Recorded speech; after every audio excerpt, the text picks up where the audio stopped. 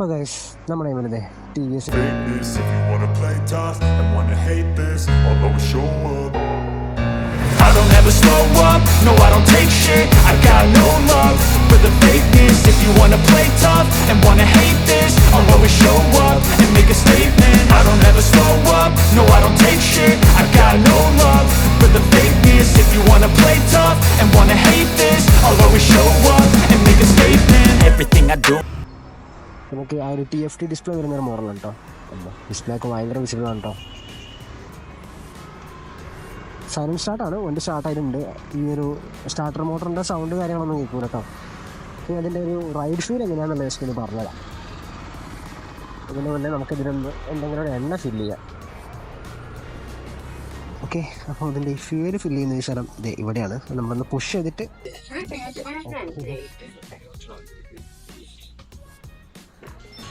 Okay വീണ്ടും silent start on ആയിട്ടുണ്ട്.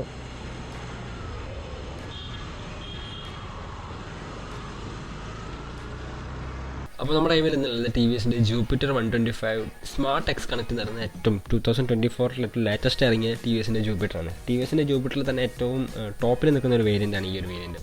അതിൽ 60+ കണക്ഷൻ ഫീച്ചേഴ്സ് ഉണ്ട്. ഈ ഒരു 60ൻ്റെ മുകളിൽ ഫീച്ചേഴ്സ് ഈ ഒരു മീറ്റർ കൂടെ കിട്ടുന്നുണ്ട്. അപ്പോൾ ഇപ്പോൾ ഒരു ബഡ്ജറ്റ് ഫ്രണ്ട്ലി വണ്ടി നോക്കുന്നതാണ്, അല്ലെങ്കിൽ ഒരു കമ്പ്യൂട്ടർ വണ്ടിയുടെ മുകളിൽ ഇത്രയൊക്കെ ഫീച്ചേഴ്സ് എന്തിനാണെന്ന് ചോദിച്ചു കഴിഞ്ഞാൽ, നമ്മുടെ പഴയമാതിരി സാധാരണ കമ്പ്യൂട്ടർ സ്കൂട്ടർ ആണെങ്കിലും ഹൈടെക് സ്കൂട്ടേഴ്സാണ്. അമ്മമാരുടെ ഹൈടെക് സ്കൂട്ടേഴ്സ് ഓടിച്ചുകൊണ്ട് നടക്കുന്ന കാലമാണ്. അപ്പോൾ ഒരു ഫ്യൂച്ചറിസ്റ്റിക് കണക്ഷനിൽ വേണ്ടിയിട്ടുള്ള എല്ലാ സംഭവവും TVS ഇപ്പോൾ കൊണ്ടുവരുന്നുണ്ട്. അപ്പോൾ ഈ സ്മാർട്ട് എക്സ് കണക്റ്റിൻ്റെ ബെനിഫിറ്റ്സ് എന്തൊക്കെയാണ് പറയുക? ഒന്ന് ബ്ലൂടൂത്ത് കണക്ടിവിറ്റി ഉണ്ട്. ടെക്സ്റ്റ് മെസ്സേജോ കാര്യങ്ങളോ എന്തെങ്കിലും നമ്മുടെ ഫോണിലേക്ക് വന്നിട്ടുണ്ടെന്നുണ്ടെങ്കിൽ ഇതിൻ്റെ ഒരു ഡിസ്പ്ലേ ചെയ്ത് കാണിക്കും. അപ്പോൾ നമുക്ക് കൈ കൊണ്ട് ഫോൺ എടുത്ത് ആ ഒരു കൺട്രോൾ ചെയ്യുന്ന, അല്ലെങ്കിൽ എന്താണെന്ന് നോക്കി നമ്മൾ അർജൻറ്റ് കോൾസ് ആണോ എന്ന് നോക്കുന്ന ആ ഒരു ബുദ്ധിമുട്ട് ഒഴിവായി കിട്ടും. അപ്പോൾ അതാണ് ഇതിൽ ഒന്നാമത്തെ കാര്യം, ബ്ലൂടൂത്ത് കണക്ടിവിറ്റി ഉണ്ട്. പിന്നെ വോയിസ് അസിസ്റ്റൻ്റ് ഉണ്ട്. അപ്പോൾ നമുക്ക് സ്കൂട്ടേഴ്സിനോട് നമുക്ക് കമാൻഡ് ചെയ്യാം. മൂന്നാമത്തെ കാര്യം, നാവിഗേഷൻ ഈ ഒരു മീറ്ററിൽ വന്നിട്ടുണ്ട്. അപ്പോൾ നമുക്ക് ഏത് ഡെസ്റ്റിനേഷനിലേക്കാണ് പോകേണ്ടതെന്നുള്ള ടേൺ ബൈ ടേൺ നാവിഗേഷൻസ് ഈ ഒരു ഡിസ്പ്ലേയിൽ ഇത് കാണിച്ചുകൊണ്ടിരിക്കും. പിന്നെ കോൾസ്, സോഷ്യൽ മീഡിയ അലർട്ട്സ്, അങ്ങനത്തെ കാര്യങ്ങളൊക്കെ ഈ ഒരു മീറ്ററിൽ നേരത്തെ പറഞ്ഞ മാതിരി തന്നെ ഉണ്ട്. അപ്പോൾ നമുക്ക് എന്താണ് നമുക്ക് വേണ്ടതെന്നുള്ള, ഇപ്പോൾ നമുക്ക് അറിയുന്ന ആൾക്കാരാണെങ്കിൽ അല്ലെങ്കിൽ കുറച്ച് ഫേവറേറ്റ് പേഴ്സൺസൊക്കെ മെസ്സേജ് അയക്കുന്നുണ്ട്, കാര്യങ്ങളൊക്കെ ഉണ്ടെന്നുണ്ടെങ്കിൽ നമുക്ക് ഈ ഒരു മീറ്ററിലെ വൃത്തിയിൽ അത് കാണിച്ചു തരും. അപ്പോൾ നമുക്കതൊക്കെ നമുക്ക് അസിസ്റ്റ് ചെയ്യാൻ പറ്റും, കുറച്ചും കൂടി ഈസിയാണ്. പിന്നെ നമുക്ക് റിയൽ ടൈം യൂസിനെ പറ്റിയിട്ടുള്ള അപ്ഡേറ്റ്സ്, അതേമാതിരി സ്പോർട്സിനെ പറ്റിയുള്ള അപ്ഡേറ്റ്സ്, വെതറിൻ്റെ അപ്ഡേറ്റ്സ്, ഇപ്പോൾ നമ്മൾ ഫോണിലേക്ക് മെസ്സേജ് വരല്ലേ ഇന്ന ടൈമിൽ എത്ര മണിക്കൂർ മഴ ഉണ്ടാകുന്ന കാര്യങ്ങളൊക്കെ, അങ്ങനത്തെ കാര്യങ്ങളൊക്കെ ഇതിലൊക്കെ അപ്ഡേറ്റ് ചെയ്യാനുള്ള ഓപ്ഷൻസൊക്കെ നമുക്ക് ഈ ഒരു ഇതിൻ്റെ മോണിറ്ററിലുണ്ട്. പിന്നെ വേറൊരു കാര്യം, ഈ ഒരു ഡിസ്പ്ലേയിൽ തന്നെ ഡിസ്റ്റൻസ് ടു എംപ്റ്റി, നമ്മുടെ സാധാരണ ഒരുവിധം സാധാരണ അല്ല, കുറച്ചൊരു അഡ്വാൻസ്ഡ് ബൈക്സിലൊക്കെ കണ്ടിട്ടുള്ള ആ ഒരു ഫീച്ചറാണ് ഡിസ്റ്റൻസ് ടു എംപ്റ്റി. അപ്പോൾ ഫ്യൂൽ തീരാൻ പോവുകയാണ്, ഇത്ര കിലോമീറ്റർ ഓടിക്കഴിഞ്ഞാൽ വണ്ടി നിൽക്കും എന്നുള്ള കാര്യം ഈ ഒരു മീറ്ററിൽ ഇപ്പോൾ കാണിക്കുന്നുണ്ട്. അപ്പോൾ അൺഎക്സ്പെക്റ്റഡ് ആയിട്ട് ഫ്യൂൽ തീർന്നു പോയിട്ട് റോട്ടുമിലൊക്കെ കുടുങ്ങി പോകുന്ന ഇഷ്യൂസൊക്കെ ചിലപ്പം ഒരു പരിധി വരെ ഇതിൽ പോയി കിട്ടും. അപ്പോൾ നമുക്ക് ഇതിൻ്റെ ഈ ഒരു ആവറേജ് മൈലേജിനെ പറ്റിയിട്ടും അതേമാതിരി ഇൻസ്റ്റൻറ്റ് ഫ്യൂൽ എക്കണോമി, ഇപ്പം കറണ്ട് നമ്മളിപ്പോൾ ഓടിച്ചുകൊണ്ടിരിക്കുന്ന ഫ്യൂലിൻ്റെ ആ ഒരു സംഭവം എന്താണെന്നുള്ളതൊക്കെ നമുക്ക് ഈ ഒരു ഇൻസ്ട്രുമെൻറ്റ് ക്ലസ്റ്ററിൽ കാണിച്ചുകൊണ്ടിരിക്കും. അപ്പോൾ അങ്ങനത്തെ ഒരു സംഭവമുണ്ട്. ഇനി ജസ്റ്റ് ഡിസൈനെ പറ്റി പറഞ്ഞതാണ്. അപ്പോൾ ഡയമണ്ട് കട്ട് അലോയ്സ് ഒക്കെയാണ് ഈ ഒരു വണ്ടിയുടെ ടയേഴ്സിന് രണ്ട് വന്നിട്ടുള്ളത്. ഭയങ്കര സ്റ്റൈലിഷ് ആയിട്ടുള്ള ടയേഴ്സാണ്. നിങ്ങൾ ബജാജിൻ്റെ ഡോമിനോറിൻ്റെ വീൽസൊക്കെ കണ്ടിട്ടുണ്ടാവും, റിമ്മ കണ്ടിട്ടുണ്ടാവും. ഡയമണ്ട് കട്ട് എന്ന് പറയും. മസാല പെയിൻറ്റിൻ്റെ മുകളിൽ നിന്ന് കട്ട് ചെയ്ത് സ്ലൈസ് ചെയ്ത മാതിരത്തെ ഒരു ഷേപ്പാണ്. അതിൻ്റെ റിമ്മിൻ്റെ മുകളിൽ പെട്ടെന്ന് നോക്കിക്കഴിഞ്ഞാൽ കാണാം. നമ്മൾ ചില കാറിൻ്റെ മുകളിൽ എലോയ്സിൻ്റെ മുകളിൽ കണ്ടിട്ടുള്ള മാതിരത്തെ ഡിസൈനൊക്കെ ഇതിനോട് കൊടുത്തിട്ടുണ്ട്. പിന്നെ ടെയിൽ ലാമ്പ്, അതേമാതിരി ഹെഡ്ലൈറ്റ്, അതേമാതിരത്തൊക്കെ ഒരു സ്റ്റൈലിഷ് ആയിട്ടുള്ള ഒരു സംഭവം തന്നെയാണ്. പിന്നെ സീറ്റിങ്ങിൽ അടിയിൽ നമുക്ക് ഈ ഒരു 33 ലിറ്ററിൻ്റെ സ്റ്റോറേജ് വന്നിട്ടുണ്ട്. ബോർഡ് സ്പേസ്, 2 ഹെൽമെറ്റ്, ഒരു ഫുൾ ഫേസ് ഹെൽമെറ്റും ഒരു ഹാഫ് ഫേസ് ഹെൽമെറ്റും അതിനുള്ളിൽ കൂളായിട്ടുള്ള കൊള്ളും. പിന്നെ ഫ്രണ്ടത്തെ ആ ഒരു ലെഗ് സ്പേസ് കുറച്ചും കൂടി ലാർജർ ആയിട്ടുണ്ട്. അപ്പോൾ അതിൽ നമുക്ക് സുഖമായിട്ടൊരു സിലിണ്ടർ, ഒരു വീട്ടിലേക്ക് കൊണ്ടുവന്നൊരു ഗ്യാസ് സിലിണ്ടർ സുഖമായിട്ട് അതിനുള്ളിലേക്ക് ഇറക്കി വെക്കാൻ പറ്റും. വേറെ ബുദ്ധിമുട്ടൊന്നും ഇല്ലാണ്ട് അങ്ങനെ തന്നെ കൊണ്ടുപോകാൻ പറ്റും. ലൈറ്റ് കീയുടെ താഴത്തായിട്ട് ഒരു ഗ്ലൗ ബോക്സ് കൊടുത്തിട്ടുണ്ട്. നമുക്ക് ഫോണോ അല്ലെങ്കിൽ വാട്ടർ ബോട്ടിലോ അല്ലെങ്കിൽ നമ്മൾ റൈഡിങ് ഗ്ലൗസ് കാര്യങ്ങൾ അങ്ങനത്തെ എന്തെങ്കിലും പേപ്പേഴ്സൊക്കെ ഇട്ട് വെക്കാൻ പറ്റുന്ന ഒരു കമ്പാർട്ട്മെൻറ്റ്, ഒരു ചെറിയൊരു സ്ഥലം. അപ്പോൾ ആ ഒരു സ്പേസിൽ നമുക്ക് ഇതേമാതിരി ഫോണോ കാര്യങ്ങളോ വെച്ചിട്ട് ഈസി ആയിട്ട് ആക്സസ് ചെയ്യാൻ പറ്റും. ഫോൺ അങ്ങനെ വെച്ച് ആക്സസ് ചെയ്യാൻ പാടില്ല, ജസ്റ്റ് പറഞ്ഞതാണ്. ഈസി ആയിട്ട് ആക്സസ് ചെയ്യാൻ പറ്റും. നമ്മൾ സാധാരണ ആൾക്കാർ ചെയ്യുന്നത് നമ്മൾ റൈഡിങ് ഗ്ലൗസ്, അതേമാതിരി നമ്മുടെ ഈ സൺടൈൻ അടിയാണ്ടിരിക്കാൻ വേണ്ടിയിട്ട് നമ്മൾ കൈൻ്റെ മുകളിടുന്ന ആ ഒരു സ്കിന്നൊക്കെ ഇല്ലേ, അതൊക്കെയാണ് നമ്മൾ ശരിക്കും അതിനുള്ളിലിട്ട് യൂസ് ചെയ്യുന്നത്. ലൈറ്റ് പോയൊരു സ്ഥലത്ത് കൊണ്ട് നമ്മൾ പാർക്ക് ചെയ്തു, അല്ലെങ്കിൽ ലൈറ്റ് ഇല്ലാത്ത ഒരു സ്ട്രീറ്റ് ലൈറ്റ്സോ കാര്യങ്ങളോ ഇല്ലാത്ത സ്ഥലത്ത് കൊണ്ട് നമ്മൾ പാർക്ക് ചെയ്തിട്ട് വണ്ടി ഓഫ് ആക്കിയിട്ട് നമ്മൾ ഇറങ്ങിപ്പോയാലും ഒരു 20 സെക്കൻഡ്സ് ഹെഡ്ലൈറ്റ് അങ്ങനെ ഹെഡ്ലൈറ്റ് കത്തിക്കൊണ്ടെന്ന് നോക്കും. അപ്പോൾ നമുക്ക് മുന്നോട്ടാണ് നടന്നു പോകുന്നത്. നമ്മളിപ്പോൾ വീടിൻ്റെ മുറ്റത്ത് ഗേറ്റിൻ്റെ അടുത്ത് വണ്ടി വെച്ചു വീട്ടിലേക്ക് നടന്നു പോകുകയാണെന്നുണ്ടെങ്കിൽ ഈ ഒരു ഹെഡ്ലൈറ്റ് ഒരു 20 സെക്കൻഡ്സ് കൂടെ ഓണായി കിടക്കും. അപ്പോൾ ആ ഒരു സെക്കൻഡ്സ് കൊണ്ട് നിങ്ങൾക്ക് നടന്നു പോകാവുന്നേ ഉള്ളൂ. അപ്പോൾ അങ്ങനത്തെ ഒരു സേഫ്റ്റി ഫീച്ചറും കൂടി ഈ ഒരു വണ്ടിക്ക് കൊടുത്തിട്ടുണ്ട്. ഫ്യൂൽ ഫില്ലിങ്ങിൻ്റെ ആ ഒരു ഗേജ് വരുന്നത് ഫ്രണ്ടിലാണ്. ഫ്രണ്ടിൽ ടോപ്പിൽ നമ്മുടെ ലെഫ്റ്റ് സൈഡിലായിട്ടാണ് വരുന്നത്. അപ്പോൾ നമ്മുടെ ഫ്യൂൽ ടാങ്കിൽ നിന്ന് വരുന്നത് നേരെ താഴത്ത് നമ്മുടെ ഫീറ്റൊക്കെ വെക്കുന്ന ആ ഒരു കമ്പാർട്ട്മെൻറ്റിൻ്റെ അടിയിലാണ്. പിന്നെ സ്റ്റാൻഡ് സെൻസർ വരുന്നുണ്ട്. സ്റ്റാൻഡ് ഇട്ട് കഴിഞ്ഞാൽ വണ്ടി സ്റ്റാർട്ട് ആവത്തില്ല. സ്റ്റാൻഡ് തട്ടിയിട്ട് മാത്രമേ വണ്ടി സ്റ്റാർട്ട് ചെയ്യാനോ ഓടിക്കാനോ എന്തിനും പറ്റുള്ളൂ. അപ്പോൾ അങ്ങനത്തെ ഒരു ഫീച്ചറുണ്ട്. ഫ്രണ്ടിൽ ഡിസ്ക് ബ്രേക്സ് ആണ് വരുന്നത്. വിത്ത് സിഗ്നൽ ടെക്നോളജി ഉണ്ട്. എന്ന് വെച്ചാൽ നമ്മൾ ബാക്ക് ബ്രേക്ക് പിടിക്കുമ്പോൾ ഫ്രണ്ട് ബ്രേക്കും കൂടി ഒന്ന് അപ്ലൈ ആവും. നമ്മളിപ്പോൾ എമർജൻസി സിറ്റുവേഷനിൽ അപ്പോൾ നമുക്ക് ഒരു കൈ മാത്രമേ യൂസ് ചെയ്യാൻ പറ്റുന്നുള്ളൂ എന്ന് വിചാരിക്കും. അല്ലെങ്കിൽ പല ആൾക്കാരും പല മാതിരിയാണ്. ചിലപ്പോൾ ലെഫ്റ്റ് സൈഡിലെ ബാക്ക് ബ്രേക്ക് മാത്രം ഒരുപാട് കോൺസെൻട്രേറ്റ് ചെയ്യുന്ന ആൾക്കാരാണെങ്കിലും ബാക്ക് ബ്രേക്ക് പിടിച്ച് കഴിഞ്ഞാൽ ഓട്ടോമാറ്റിക് അതിൻ്റെ ഫ്രണ്ട് ബ്രേക്കും കൂടി അതിൻ്റെ കൂടെ ലോക്കും. അങ്ങനത്തെ ഒരു ഫീച്ചറുണ്ട്. പിന്നെ ബാഗ് ഹുക്സ് വരുന്നുണ്ട്. നമ്മൾ ഈ ബാഗ് അതേമാതിരി കവറുകളൊക്കെ തൂക്കിയിടാനുള്ള ഒരു ഹുക്ക് നമ്മുടെ ആ ഫ്രണ്ടത്തെ കമ്പാർട്ട്മെൻറ്റിലല്ല ഫ്രണ്ടത്തെ ആ ഒരു ഡാഷിൻ്റെ മുകളിൽ തന്നെ കൊടുത്തിട്ടുണ്ട്. നമുക്ക് ജസ്റ്റ് ഒരു വൺ ടച്ച് ചെയ്തിട്ട് നമുക്കതിങ്ങനെ സ്ലിപ്പ് ചെയ്തെടുക്കാൻ വരുന്നൊരു രീതിയാണ്. പിന്നെ നമുക്കൊരു ഫോൺ ചാർജ് ചെയ്യാനുള്ളൊരു സ്ലോട്ട് 5 വോൾട്ട് 2 ആമ്പിൻ്റെ ഒരു ഫോൺ ചാർജ് ചെയ്യാനുള്ളൊരു സ്ലോട്ട് നമ്മുടെ വണ്ടിയുടെ കീസറിൻ്റെ തൊട്ടടുത്തന്നായിട്ടുണ്ട്. നമുക്ക് അതിനുള്ളിൽ ചാർജ് ഇട്ടിട്ട് ഫോൺ നമുക്ക് നേരെ നമ്മുടെ താഴത്തുള്ള ആ ഒരു ഗ്ലൗവിൻ്റെ ആ ഒരു കമ്പാർട്ട്മെൻറ്റിൽ അവിടെ വെച്ച് നമുക്ക് സേഫ് ചെയ്യാവുന്നതാണ്. പിന്നെ നമുക്ക് വണ്ടിക്ക് ഹസാർഡ് ലാമ്പ് വന്നിട്ടുണ്ട്. നമ്മളിപ്പോൾ വരുന്ന ഈ കമ്മ്യൂട്ടർ ബൈക്സിൽ ഇങ്ങനത്തെ വണ്ടികളിലൊന്നും അധികം കണ്ടിട്ടില്ലാത്തൊരു സംഭവമാണ്. പക്ഷേ ഈ ഒരു വണ്ടിക്ക് അത് വന്നിട്ടുണ്ട്. ഹസാർഡ് ലാമ്പിന് ഒരു പ്രത്യേക സ്വിച്ച് തന്നെ വന്നിട്ടുണ്ട്. അപ്പോൾ നമുക്ക് റൈറ്റ് സൈഡിൽ ഇൻഡിക്കേറ്ററിൻ്റെ സ്വിച്ച് വരുത്തൊരു സ്വിച്ച് ഉണ്ട്. അപ്പോൾ അത് ജസ്റ്റ് ഒന്ന് ടോഗിൾ ഓൺ ചെയ്ത് കഴിഞ്ഞാൽ നമുക്ക് ഈ ഒരു ഹസാർഡ് ലാമ്പ് ഓണാക്കിയിടാൻ പറ്റും. കംഫർട്ടബിൾ ബാക്ക് റെസ്റ്റ് ആയിട്ടൊരു സംഭവം നമ്മുടെ വണ്ടിയുടെ ബാക്കിൽ വന്നിട്ടുണ്ട്. അപ്പോൾ അത് നമ്മളെ ഈ ഒരു ബാക്കിലിരിക്കുന്ന പില്ലിന് കുറച്ചും കൂടി കംഫർട്ടായിരിക്കും ബാക്കിലിരിക്കാനും.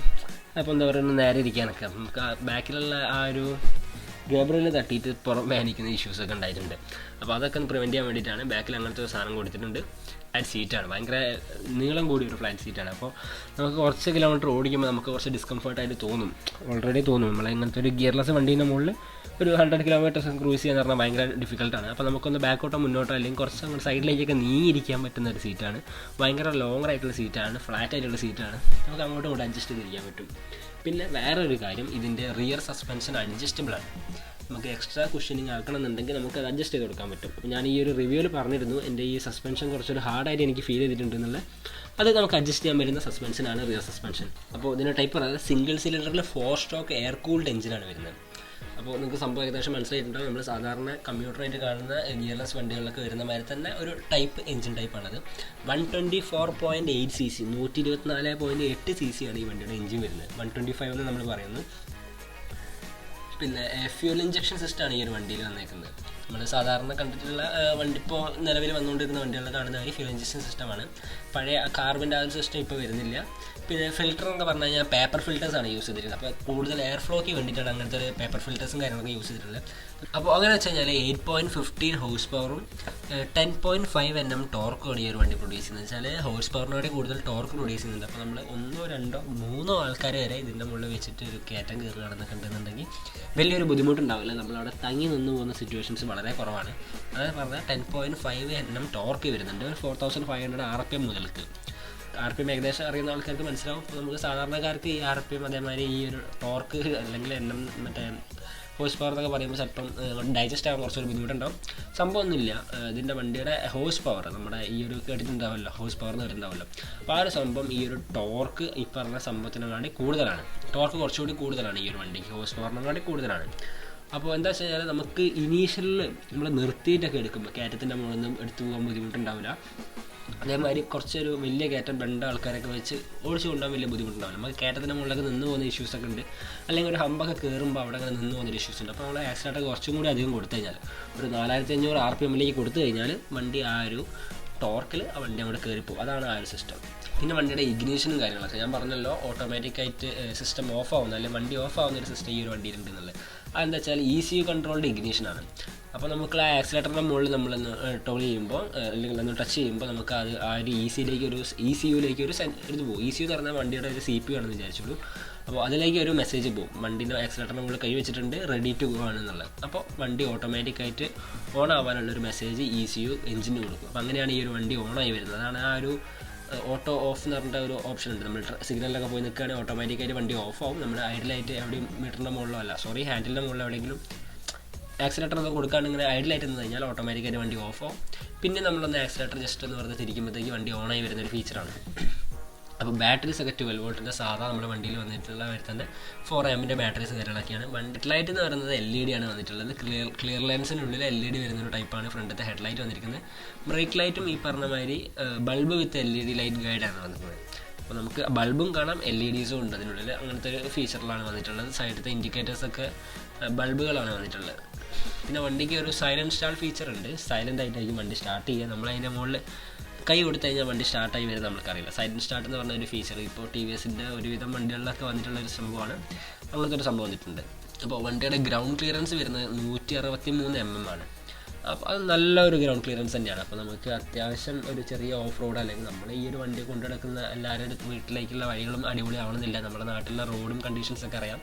അപ്പോൾ അത് അടി തട്ടി ഒരേന്ന രീതിയിലുള്ള ഒരു ഗ്രൗണ്ട് ക്ലിയറൻസ് അല്ല, തട്ടത്തില്ല. 163 mm ഒരു ഹൈറ്റ് ഉണ്ട് നിലത്തുനിന്ന് ആ ഒരു വണ്ടിയുടെ ബോഡിയിലേക്ക്. 163 mm ഹൈറ്റ് ഉണ്ട്. നമ്മുടെ നാട്ടിലുള്ള സാധാരണ ഹമ്പുകളോ അല്ലെങ്കിൽ കുറച്ചും കൂടി അഡ്വാൻസ്ഡ് ആയിട്ടുള്ള ഹമ്പുകളൊക്കെ നമ്മുടെ നാട്ടിലുണ്ടെങ്കിൽ, ഇവിടെ കർണാടക വരുന്ന സ്ഥലത്തേക്കൊക്കെ പോവുകയാണെന്നുണ്ടെങ്കിൽ അവിടുത്തെ ഹമ്പുകളും പ്രശ്നമില്ല. 163 mm ഗ്രൗണ്ട് ക്ലിയറൻസ് വന്നിട്ടുണ്ട്.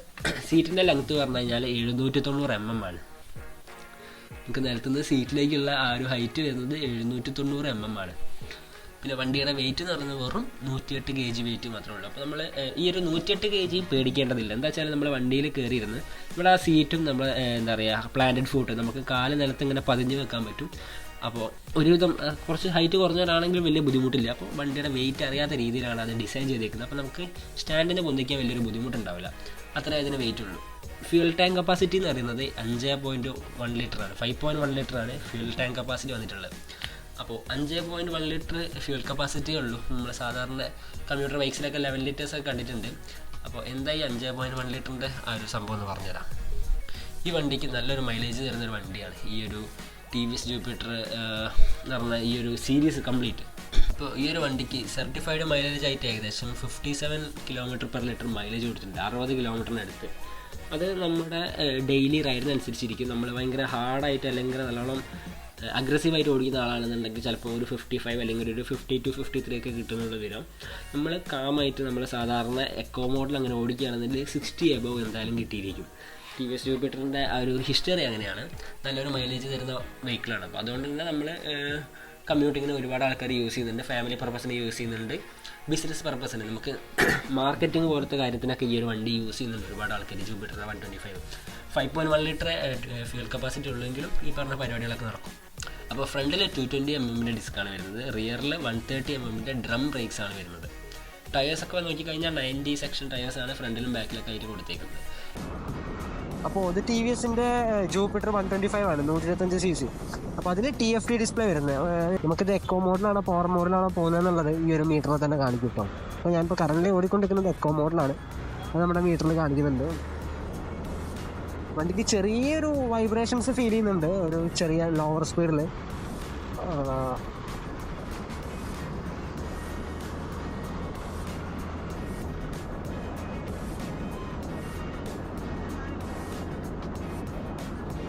അത്യാവശ്യം നന്നായിട്ട് വണ്ടി കയറുന്നൊക്കെ ഉണ്ട് കേട്ടോ. സ്പീഡിലൊന്നും വലിയ ഇഷ്യൂ തോന്നുന്നില്ല. അത്യാവശ്യം നല്ല ആക്സിലറേഷനൊക്കെ ഫീൽ ചെയ്യുന്നുണ്ട്. ബ്രേക്കിംഗ് എന്താ അവസ്ഥ എന്നുള്ളത് കൂടി ഒന്ന് നോക്കി നോക്കാം.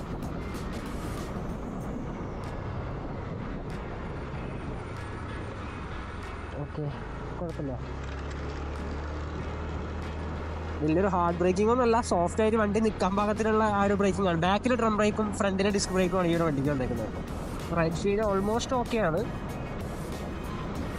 ചെറിയൊരു ഗട്ടറുള്ള വഴി കൂടെ എങ്ങാനും കയറിയിട്ട് സസ്പെൻഷനും കാര്യങ്ങളൊക്കെ എങ്ങനെ ഫീൽ ചെയ്യുന്നതെന്ന് നോക്കി നോക്കാം. സീറ്റിംഗ് കംഫർട്ടൊക്കെ ഓക്കെയാണ് കേട്ടോ. അപ്പോൾ ഞാൻ ആകെ കുറഞ്ഞ കിലോമീറ്റർ ഈ വണ്ടി ഓടിച്ചിട്ടുള്ളൂ. എന്നാലും സീറ്റിംഗ് കംഫർട്ട് നമുക്ക് ഏകദേശം ഇരുന്ന് നോക്കിയാൽ മനസ്സിലാവും. കണ്ടിന്യൂസ് ആയിട്ട് ഒരു 100 kilometers ഒന്നും ഓടിക്കാൻ പറ്റില്ല. എന്നാലും ഒരു ഡെയിലി യൂസേജിനും വേണ്ടിയിട്ട് നമുക്ക് മാക്സിമം ഒരു 60-70 kilometers ഒക്കെ ഈസി ആയിട്ട് യൂസ് ചെയ്യാൻ പറ്റുന്ന ഒരു സീറ്റാണ്. അത്യാവശ്യം കുഷ്യനാണ്, വലിയൊരു ഇഷ്യൂ കാണിക്കുന്നില്ല ഈ ഒരു സീറ്റ്. ഈ റോഡിന് കയറാം.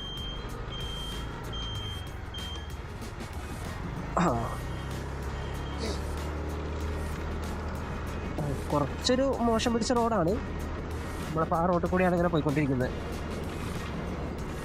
അപ്പോൾ സസ്പെൻഷൻ ഒരു പൊടിക്ക് ഹാർഡായിട്ടാണ് തോന്നുന്നത്. അപ്പോൾ നമ്മൾ സാധാരണ ഗിയർലെസ്സിലൊക്കെ കണ്ടതിനെ കാട്ടി കുറച്ചൊരു ഹാർഡായിട്ടാണ് തോന്നുന്നത്. ടെസ്റ്റ് ഡ്രൈവ് വണ്ടി ആയതുകൊണ്ട് അറിയില്ല. ഇപ്പോൾ മീൻസ് എന്താ പറയുക, നമ്മൾ ഫസ്റ്റ് ടൈം എടുക്കുന്നതാണല്ലോ. അപ്പോൾ ഞാനായിരിക്കും ഈ വണ്ടി ഫസ്റ്റ് ടൈം ഓടിക്കുന്നത്, മീൻസ് ഈ വണ്ടി കേട്ടോ. അപ്പോൾ സസ്പെൻഷൻ കുറച്ചൊരു ഹാർഡായിട്ടാണ് തോന്നുന്നത്. വലിയ കുഴപ്പമൊന്നുമില്ല. അപ്പോൾ നമ്മുടെ നാട്ടിലത്തെ റോഡിനൊക്കെ പറ്റിയൊരു ടൈപ്പ് വണ്ടി തന്നെ. ബ്രേക്കിങ്ങും നൈസാണ് കേട്ടോ. ഞാനിപ്പോൾ ആ ഹമ്പ് കണ്ടില്ലായിരുന്നു. പെട്ടെന്ന് പിടിച്ചതാണ്.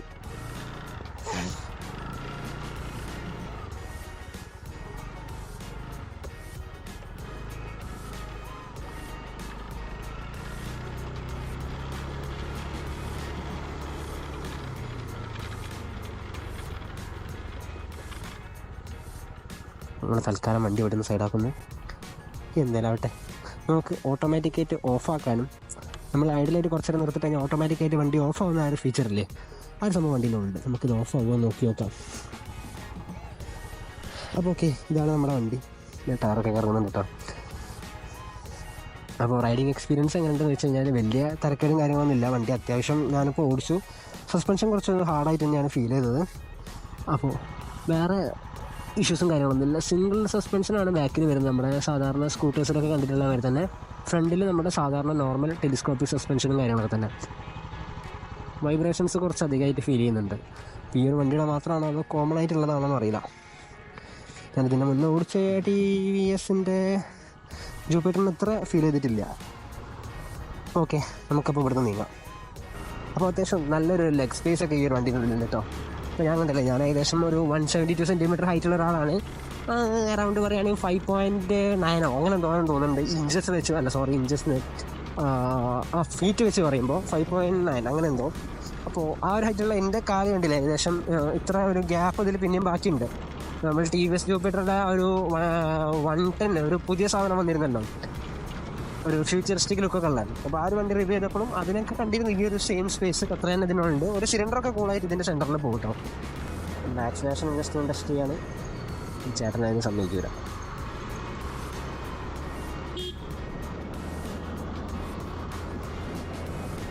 അപ്പോൾ ഓക്കെ, എക്കോ ഒന്ന് മാറിയിട്ട് പവർ എന്ന് പറഞ്ഞ മോഡിലേക്ക് സ്വിച്ച് ആയിട്ടുണ്ട്. അപ്പോൾ അത് നമുക്ക് കാണാൻ പറ്റും അവിടെ ആ ഒരു ലൈറ്റ് ഉണ്ട്. അപ്പോൾ നമുക്ക് നല്ലൊരു മൈലേജ് കിട്ടിയതുകൊണ്ട് വണ്ടി ഓടിക്കണം എന്നുണ്ടെങ്കിൽ നമ്മൾ മാക്സിമം ഈ ഒരു ഗ്രീൻ ലൈറ്റ് കത്തിക്കൊണ്ടിരിക്കുന്ന ആ ഒരു ആക്സിലേഷനിൽ പിടിക്കുക. അപ്പോൾ നമ്മൾ പെട്ടെന്ന് കൊടുക്കുന്ന ആക്സിലേഷൻ അതിനെ ഓറഞ്ച് കളറിലേക്ക് മാറ്റും. ഒരു ഹിസ്റ്ററി കുറച്ച് പേർക്കൊക്കെ അറിയാൻ പറ്റുന്നുണ്ടാവും.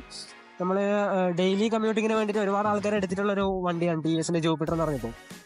അപ്പോൾ എന്താ വെച്ചാൽ കംഫർട്ടിൻ്റെ കാര്യത്തിലൊക്കെ തന്നെ അത്യാവശ്യം അടിപൊളിയാണ്. ഇപ്പോൾ ഈ കുറച്ച് ഹാർഡായിട്ടുള്ള സസ്പെൻഷൻസ് കൊടുത്തിട്ടുണ്ടെന്നുണ്ടെങ്കിൽ കുറച്ചുകൂടി ബെറ്റർ സ്റ്റെബിലിറ്റിക്ക് വേണ്ടിയിട്ടായിരിക്കും. നിങ്ങളായിരിക്കും മരമായിരുന്ന സസ്പെൻഷൻ ആണല്ലോ, അങ്ങനെയൊന്നല്ല ഞാൻ പറയാട്ടോ. ജസ്റ്റ് നിങ്ങൾക്ക് വേറെ വണ്ടികളിൽ ഇങ്ങനത്തെ ഒരു ഡൗട്ട് ഉണ്ടെങ്കിൽ അത് ക്ലിയർ ചെയ്യാൻ വേണ്ടി പറഞ്ഞത്. അപ്പോൾ കുറച്ച് ഹാർഡായിട്ടുള്ള സസ്പെൻഷൻ ആണല്ലോ വണ്ടി പോരാന്ന് വിചാരിക്കരുത്. ഹാർഡായിട്ടുള്ള സസ്പെൻഷൻസ് ഉണ്ടെന്നുണ്ടെങ്കിൽ നിങ്ങൾക്ക് കോർണറിൽ അതേമാതിരി റോഡിലൊക്കെ കുറച്ചും കൂടി ഒരു എന്താ പറയുക കൺട്രോൾ കിട്ടും, ഒരു സ്റ്റെബിലിറ്റി